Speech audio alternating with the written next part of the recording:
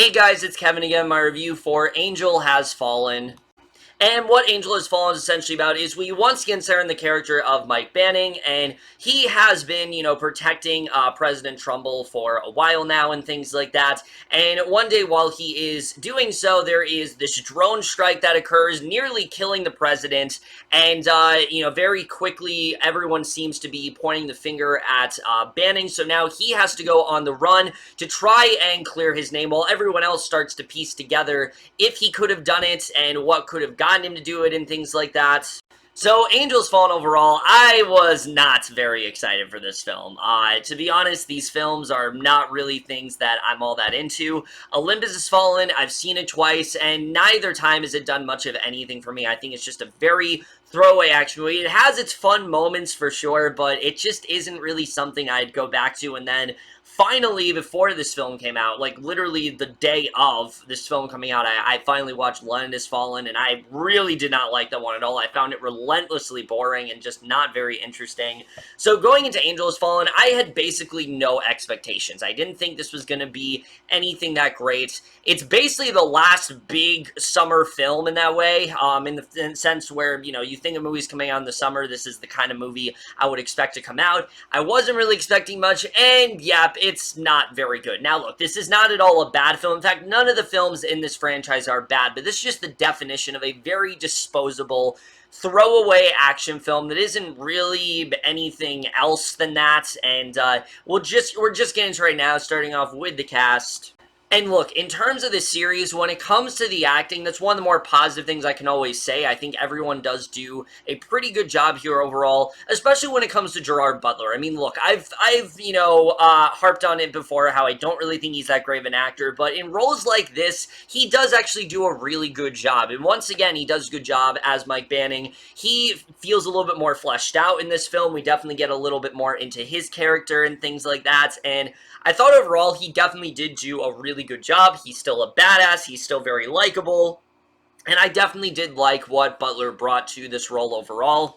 However, for me, the big standout of this entire film has to be that of Nick Nolte as Banning's father. I thought he was fantastic. And look, if I really had to think about it, pick a favorite character in the series, it honestly might be Nick Nolte. I thought he was so fun in this film, but he also has this really great backstory. This is sort of someone who hasn't really been around in Banning's life a lot. He's kind of trying to make up for it. And I thought the dynamic between those two was really strong. I really did like what he brought to this film, and he was definitely one of the best parts. I think he honestly, like I said, might be my favorite character in this whole series, and I wish we would have gotten to see more of him earlier on just because of what he did here. I think he, for sure, was the big standout here. Everyone else here, they're suitable. They do what they need to do. Nothing too amazing. But Morgan Freeman, I mean, he's still really good as Trumbull. Not really in the movie that much, but he does do a good job here overall. I did end up liking Danny Huston. I thought he was good. Tim Blake Nelson's really good here. The two performances, though, that just did not work in this movie at all for me. First of all, Piper Perabo, she is replacing the actress that played Banning's wife in the first two films, and it really does show here. These two have no chemistry whatsoever. She does not seem like she knows what to do. There are many moments where she's supposed to be on edge, and I honestly found it pretty funny. I was laughing audibly in the theater just because of how dumb it really was, and I didn't think that she was very good here. I thought her line delivery was very weak, but especially Jada Pinkett Smith. Wow, this did not work at all. Look, I don't know what they were, I get what they were trying to go for, but she is horribly miscasted as this character. I did not think that she was good here. She was trying so hard to be that hard-edged cop that just wants to get to the bottom of things, and it just did not work here. I really did not like her in this film very much. I like her as an actress, but this film, no, it did not work at all. Everyone else is fine. I don't really have too much to say in terms of acting here. But now let's get to the directing and the writing, which this is when things really do take a turn here. The directing here, Rick Roman right way, it's not anything bad. It just isn't really anything that great either. The only real directing that stuck out to me is in the first one. I did think Antoine Fuqua did a really good job directing the first film, but I mean, he's Antoine Fuqua. That's to be expected. Rick Roman way, I don't really hold that same sentiment towards him. He does what he needs to do. It's directed well enough, but again, it just doesn't really stick out all that much, so I don't really have a ton to really say there. The writing, though, that's when this film really does falter, definitely. All of the things that I really don't like about this film mainly is because of the writing here. I mean, right off the bat, this story is fucking ridiculous, and there's not really much that they do here to make this story work.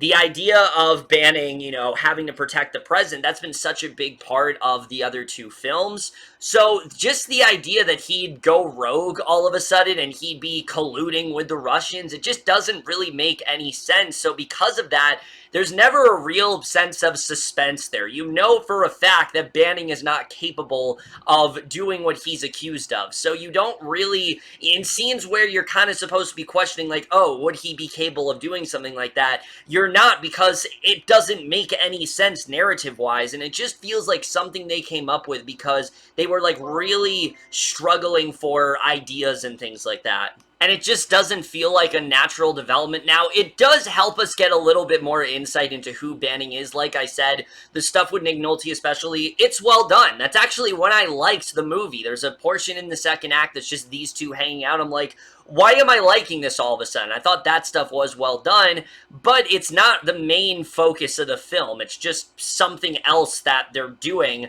which disappoints me because it's really the only thing I liked all that much about this movie in terms of writing.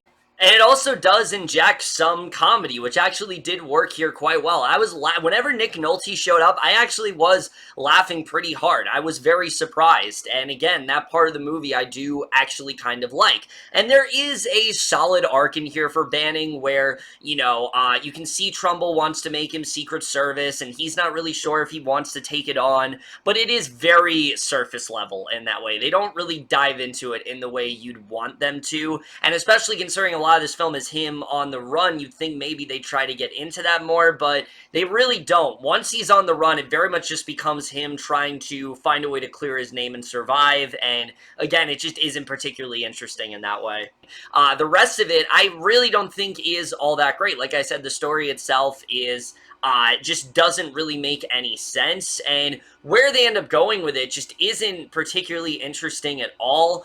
Also, the choice to make Morgan Freeman the president, I mean, I understand that, like, it's years later, but there is not one, and I mean not one mention of Aaron Eckhart or Angela Bassett's characters at all. They seem to be just completely gone from this series. They act as if they haven't ever been there, and that it's just always been Morgan Freeman as the president, which is just really weird overall. I get it that maybe Eckhart was busy, but, like, you could have at least had, like, a cameo with him, like a scene where he tries to defend Banning's actions or something like that, and especially considering how integral that relationship was in the previous two films. The fact that he's just not mentioned at all is very bizarre here, and I don't really know what they were thinking. And the film tries to make you buy into the fact that Trumbull and Banning have been the main relationship, but it just does not work. I mean, Trumbull was the vice president, and now Tim Blake Nelson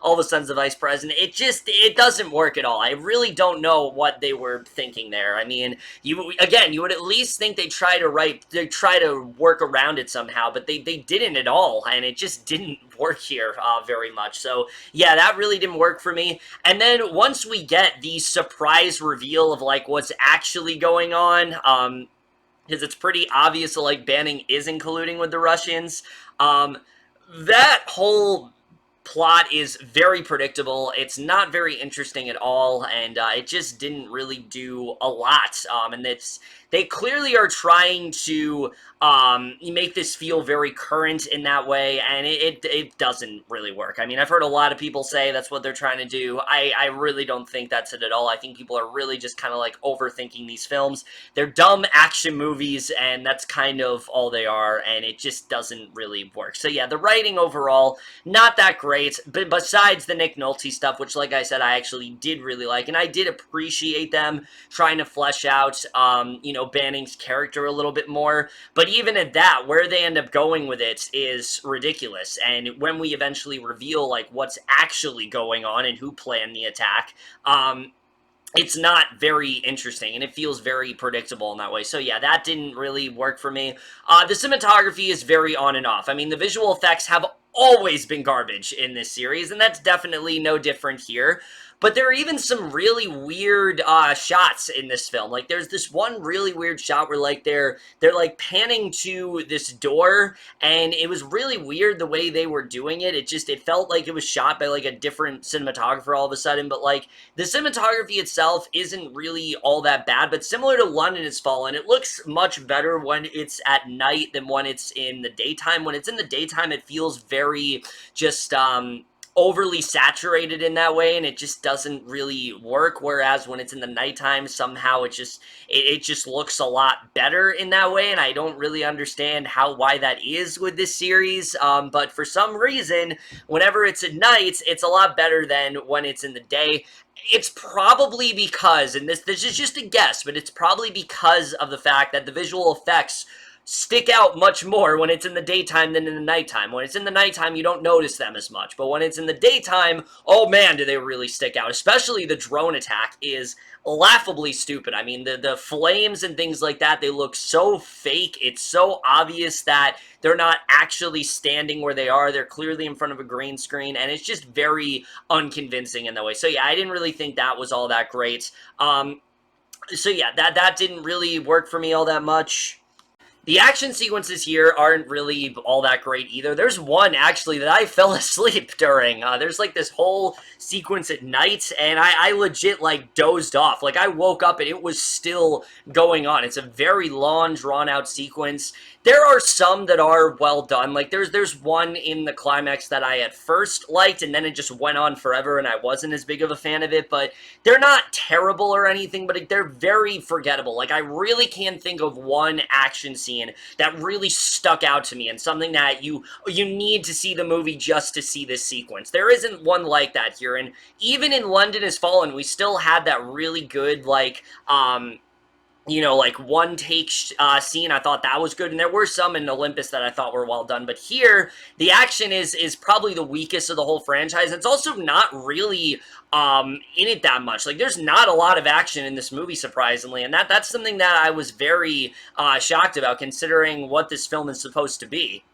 The score here's fine, I guess, not really a lot to say, and the editing. This movie is way too long. I mean, again, there's a lot of detours here. There's a lot of scenes that really do just drag on, especially the second act is very, very draggy in that way, especially once you find out what's actually going on. It takes forever to get to the climax, and once the climax actually plays out, it's edited very poorly. I thought it was not a very thrilling action sequence at all, but it also just wasn't very well helmed in that way. So overall, this is just a very middling film, and that's from a very middling franchise, and that's really the best way to describe it. Like, I walked out of this film thinking this is a very mid-tier film, but the whole franchise really has been that way. It's a film that occasionally does have some okay action sequences. It does have a good performance from Gerard Butler. I really like the inclusion of Nick Nolte in there. It does dive into some interesting themes, but it has a plot that is so ludicrous and silly that it really is hard to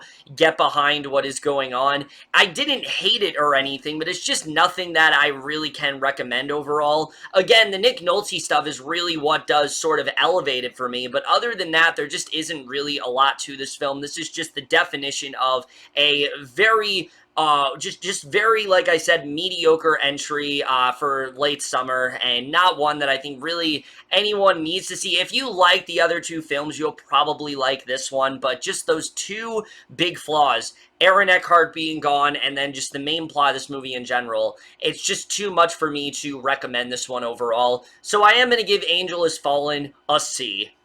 Like I said, if Nick Nolte wasn't involved, it probably would have been a C-, but because of how much fun I was having in those sequences, I can at least get it to that. But either way, guys, in my review of Angel Has Fallen, let me know what you guys saw this movie overall. If your thoughts on it, we'll see you guys in my next video, and we'll see you guys for that. Okay, bye.